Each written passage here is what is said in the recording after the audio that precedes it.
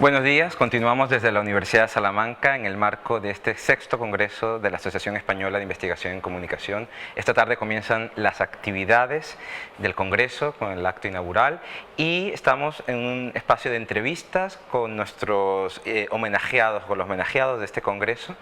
Y en este momento se encuentra con nosotros el profesor Philip Schlesinger, quien es profesor de la Universidad de Glasgow, anteriormente también profesor de la Universidad de Stirling en Escocia. Y queríamos darle la bienvenida y agradecerle mucho que haya aceptado la invitación a venir al Congreso y que haya aceptado el homenaje que le vamos a hacer. El profesor Schlesinger es una referencia en el campo de la comunicación, la cultura y las políticas públicas. Todos los que hemos pasado por las aulas de doctorado y de grado en diferentes universidades de Europa y América Latina, conocemos sus trabajos porque además no solo han estado publicados en inglés, sino también en castellano. Sí. Y es un referente importante y tiene mucho más que merecido este homenaje que le hacemos en la Asociación Española de Investigación de la Comunicación. Bienvenido, gracias por estar aquí. Muchas gracias por la invitación, es muy agradable venir a Salamanca.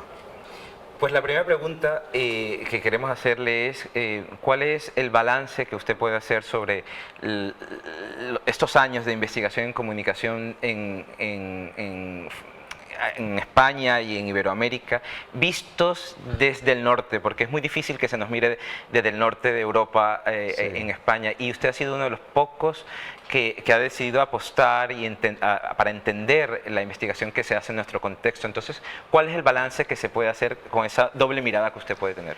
Sí, creo que ahora, por medio de la traducción, los trabajos españoles y también iberoamericanos estén más bien conocidos en el mundo anglosajón.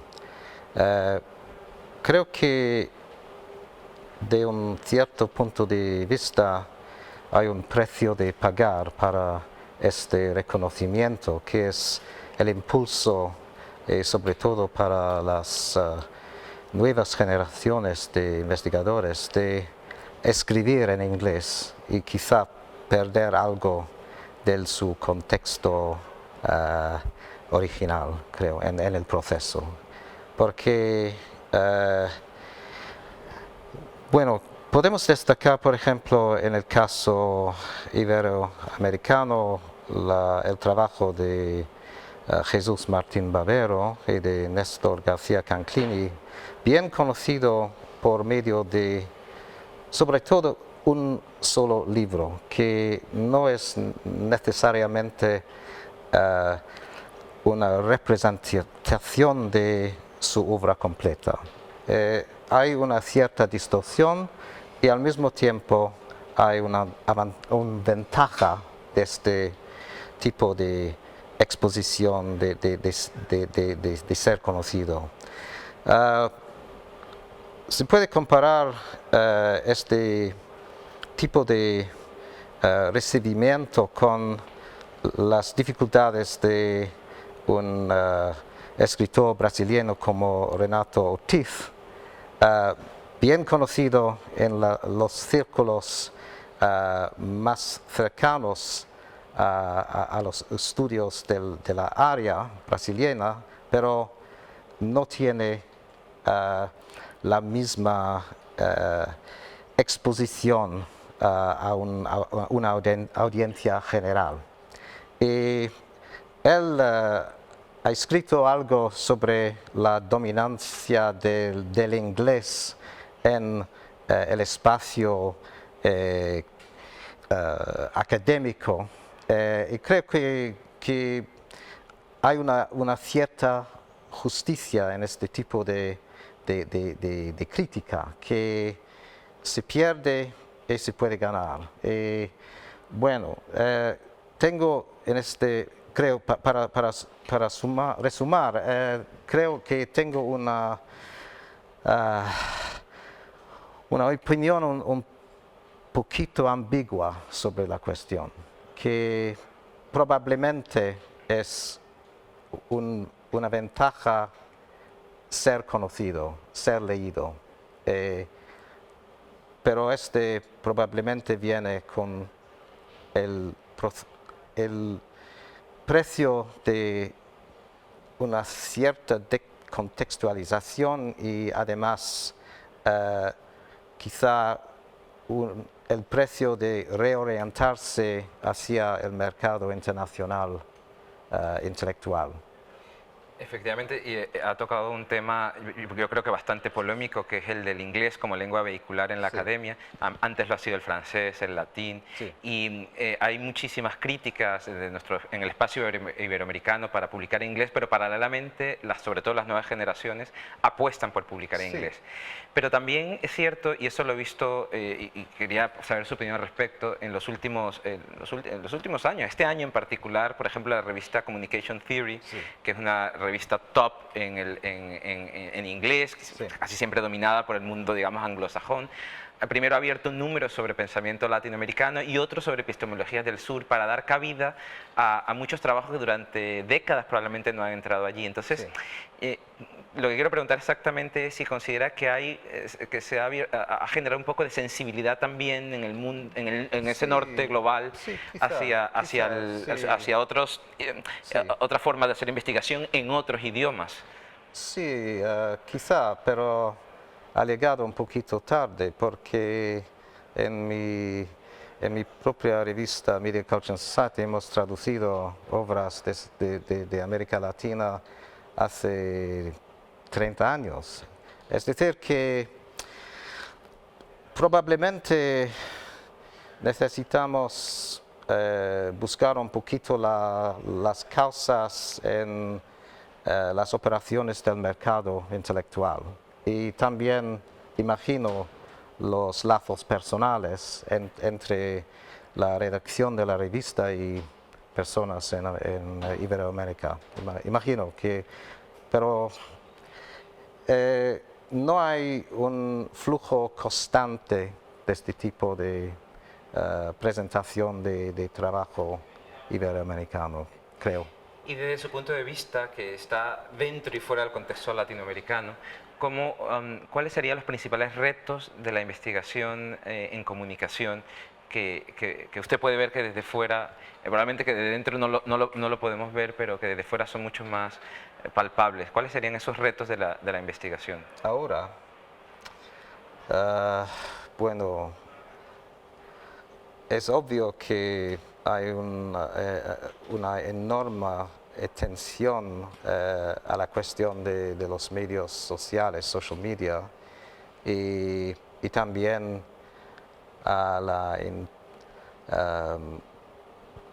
AI, Artificial Intelligence, y también a todo el modo de proponer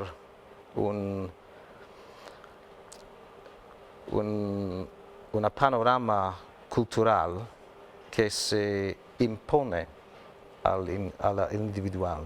Y este me parece un gran problema porque al mismo momento creo que sea muy ligado a los cambios en el campo de la esfera pública y también los problemas de la democracia que enfrentamos todos hoy en modos diversos según nuestras tradiciones nacionales.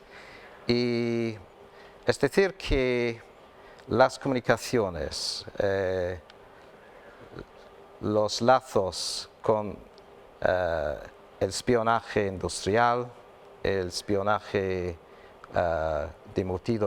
por motivos políticos,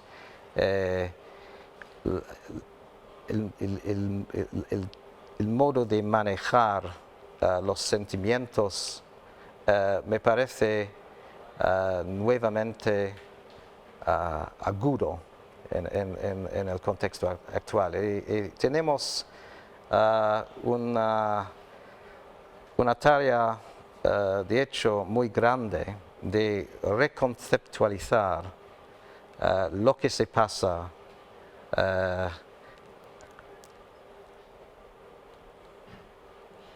en la actualidad.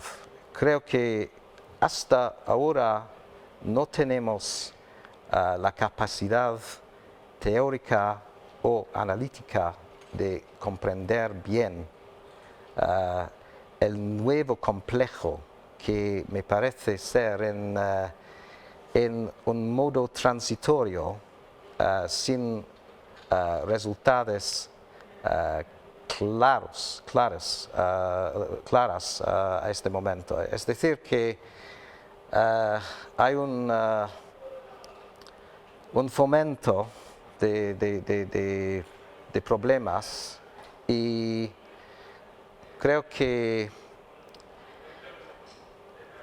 hasta un cierto punto no estamos ajustados a nuevos modos de análisis que necesitamos, porque no me parece solamente una cuestión académica, pero también una cuestión de la ciudadanía y también de la política y de la democracia. Y creo que tenemos una nueva agenda importante, y espero que durante el Congreso podríamos hacer unos pasos en avance sobre esos temas. El profesor Schlesinger ha contribuido enormemente con la difusión del pensamiento iberoamericano en comunicación, con lo cual desde la Asociación Española de Investigación en Comunicación y de la Universidad de Salamanca y en general desde el campo queremos agradecerle todo ese esfuerzo y ese reconocimiento que se ha dado. Y para finalizar la entrevista queríamos preguntarle cuáles son sus proyectos actuales. Usted es un investigador que está probablemente probablemente en varios proyectos, y queríamos saber cuáles son esos proyectos actuales y futuros en los que está comprometido, y si esos proyectos tienen que ver con la investigación de la comunicación en el campo iberoamericano. Bueno, a este momento pienso mucho sobre la cuestión de ser experto, de la periferia, se puede decir, porque me parece que la expertise, la periferia, ha devenido un campo de lucha, un campo de lucha importante, que los ataques sobre la posibilidad de producir argumentos con evidencia, de los argumentos contra la racionalidad, me parecen ser probablemente los problemas los más agudos de nuestro tiempo. Es muy difícil para los académicos inserirse en el proceso de la vida política, pero tenemos un papel importante, que es de defender la racionalidad, de defender modos de discutir cuando tenemos opiniones diversas. Creo que hay una carencia que me preocupa mucho, de respeto por las opiniones de los otros, y un modo de comportarse en la vida pública que me parece brutal e ignorante.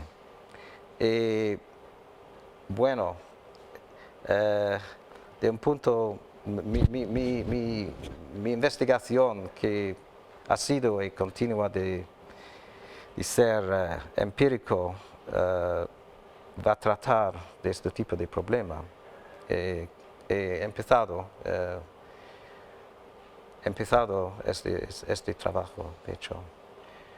Muy bien, y esperamos que continúen los lazos que tiene con toda la comunidad académica en España y en otras, y en otras comunidades hispanoamericanas también. Sí, aprecio mucho la oportunidad de hablar contigo y de venir aquí a un congreso así importante. Bien, no es una pequeña cosa ser reconocido de esta manera y naturalmente lo aprecio profundamente. Pues muchísimas gracias, nosotros apreciamos muchísimo el trabajo del profesor Schlesinger también y continuaremos en el Congreso que hoy inicia sus actividades a las 7 de la tarde, así que muchas gracias por estar aquí, bienvenido y que disfrute esta semana aquí en Salamanca y en la Universidad de Salamanca. Gracias.